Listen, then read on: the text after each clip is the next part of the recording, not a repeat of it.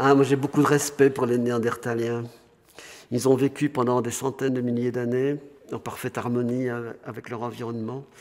Et on sait que ces populations-là, en équilibre par la prédation, respectent la nature.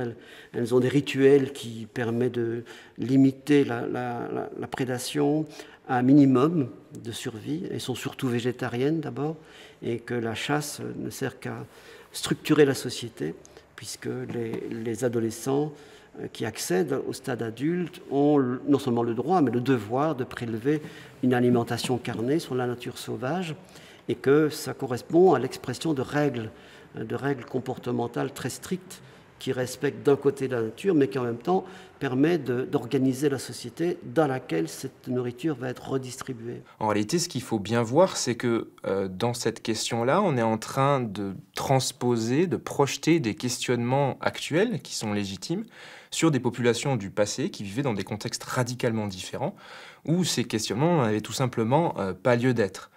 Il y a plus de 40 000 ans, il faut bien garder à l'esprit que les populations humaines vivaient en équilibre avec leur environnement.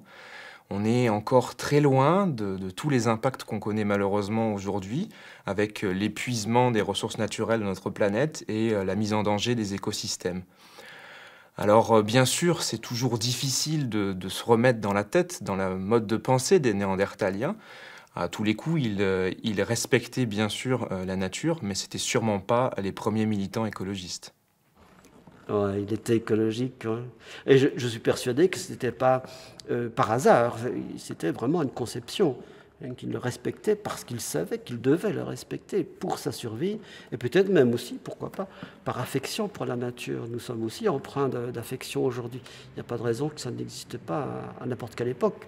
Je veux dire, c'est une forme d'harmonie qui non seulement est conçu pour persister, bien sûr, hein, ce qu'on a totalement perdu de vue aujourd'hui, mais en même temps parce qu'il était peut-être poète, et très sensible à la nature sauvage, et qu'il ne voulait pas interférer dans cette harmonie.